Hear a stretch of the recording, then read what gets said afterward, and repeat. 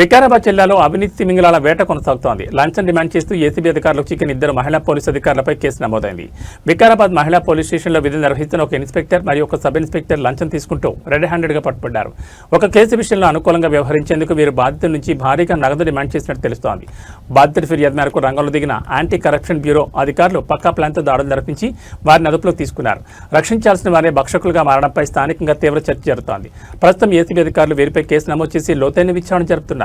నా పేరు ఇర్షద్, నేను మున్సిపల్ కౌన్సిలర్ తాండూర్. ఫిబ్రవరి 20 తారీఖు నాడు నా భార్యకు నాకు ఒక చిన్న గొడవ జరిగింది. అట్టి గొడవలో మా బామర్దులు కొద్దిగా నేర్పేసి వికారాబాద్ జిల్లా ఉమెన్స్ పిఎస్కి వచ్చి చిన్న కాంప్లైంట్ ఇవ్వడం జరిగింది. ఆ కాంప్లైంట్లో నన్ను కౌన్సిలింగ్ చేయకుండా ఒక్కటే రోజు ఇచ్చిన కాంప్లైంట్ 26 తారీఖున ఇచ్చిన కాంప్లైంట్ అదే రోజు కేసు బుక్ చేయడం జరిగింది. ఇక్కడ అదే రోజు కేసు బుక్ చేసి నన్ను పిలిచి అవమానకరంగా మాట్లాడేసి నానా తిట్లు చూసి తిట్టి నిన్ను కౌన్సిలర్ పదవి నుంచి ఊడగొడతా అని చెప్పేసి నన్ను బెదిరించి ఇలాంటి మాట్లాడడం జరిగింది. మేడం మాట్లాడిన తర్వాత నేను వెళ్ళిపోయిన తర్వాత మళ్ళీ మార్చి 16 తారీఖు నాడు నన్ను పిలిచి 41 CRC నోటీస్ ఇవ్వాలి నీకు, మీ అందరు 6 మంది పైన కేసు బుక్ చేశారు. మా అమ్మ నాన్న, మా ఇద్దరు చెల్లెలు, నా పైన మా తమ్ముని పైన. మా అమ్మ నాన్న ముసలోళ్ళు ఉంటారు, వాళ్ళు వేరే ఇళ్లలో ఉంటారు. నా పెళ్ళి 18 సంవత్సరాలు అయింది. నేను ఇంట్లోకి వెళ్ళి ఎలాగై 13-14 సంవత్సరాలు అయింది. వాళ్ళకు నాకు ఎటువంటి సంబంధాన్ని అలాగుంటా అయినా వాళ్ళ మీద దౌర్జన్యంగా కేసు బుక్ చేసి వాళ్ళకు కూడా ఇబ్బంది పెట్టడం జరిగింది.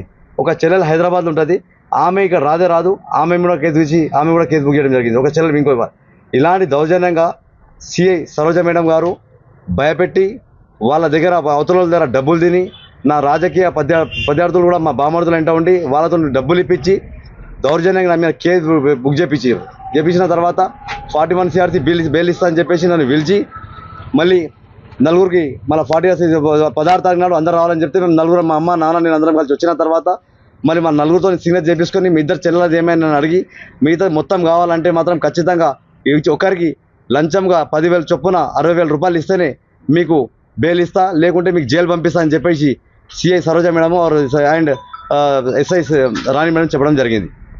చెప్పిన తర్వాత నాతో అంత డబ్బులు కావాలని నేను బతిలాడడం జరిగింది. అయినా ఆమె ఒప్పుకోకుండా నన్ను బలవంతంగా నన్ను టార్చర్ పెట్టి డబ్బులు కావాలని చెప్పి లాస్ట్ 40,000 రూపాయలకు సెటిల్మెంట్ చేసింది. 40,000 సెటిల్మెంట్ చేసి 20,000 రూపాయలు క్యాష్ తీసుకొని మళ్ళీ ఒక 20,000 మళ్ళీ తొందరగా